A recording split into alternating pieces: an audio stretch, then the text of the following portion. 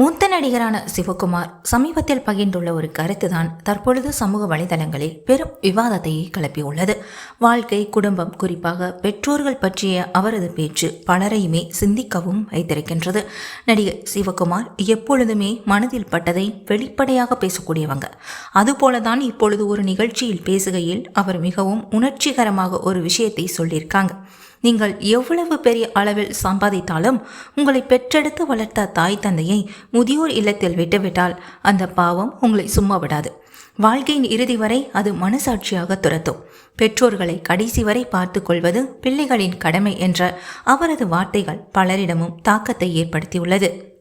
இந்த கருத்து வெளியானதும் சமூக வலைதளங்களில் அதை பலரும் பகிர்ந்து வராங்க.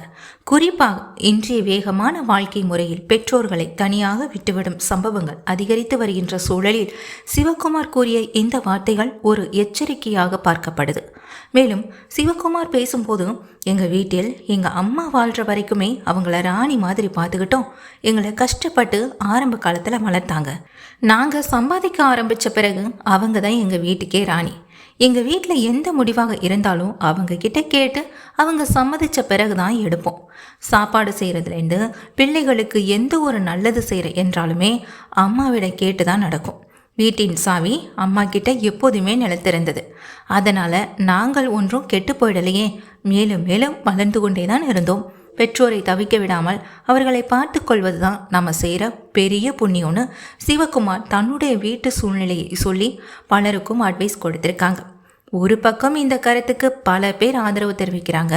பெற்றோர்களின் தியாகத்தை மறக்கக்கூடாது, இது உண்மையான வாழ்க்கை பாடம்னு சில பேர் பாராட்டுறாங்க. அதே நேரத்தில் இளம் தலைமுறையினர் கூட இது சிந்திக்க வைக்கும் கருத்து என்று ஏற்றுக்கொண்டும் வராங்க.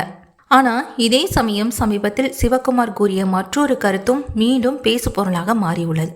அதாவது வீட்டு சாப்பாடு மனைவி மாதிரி, ஹோட்டல் சாப்பாடு நடிகை மாதிரின்னு அவர் கூறிய ஒப்பீடு பெரிய சர்ச்சையை கிளப்பியது. இந்த பேச்சு பெண்களை குறைத்து மதிப்பிடுவது போல உள்ளது என பலர் விமர்சித்திருக்காங்க.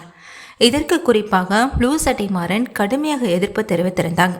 நடிகைகளுக்கும் குடும்பம் இல்லையா, பெண்களை இப்படி சித்தரிப்பது சரியானு அவர் கேள்வி எழுப்பியிருந்தாங்க. அந்த விமர்சனமும் அப்பொழுது சமூக வலைதளங்களில் ட்ரெண்டானது. இந்த இரண்டு சம்பவங்களும் சேர்ந்து பார்க்கும்போது சிவகுமார் பேசும் ஒவ்வொரு கருத்தும் மக்கள் மத்தியில் பெரிய தாக்கத்தை ஏற்படுத்துகின்றதுன்றது தெளிவாகின்றது. ஒருபுறம் அவர் கூறும் வாழ்க்கை அறிவுரைகள் பலருக்கும் விழிப்புணர்வை ஏற்படுத்த, மறுபுறம் சில கருத்துக்கள் சர்ச்சையையும் உருவாக்குகின்றன.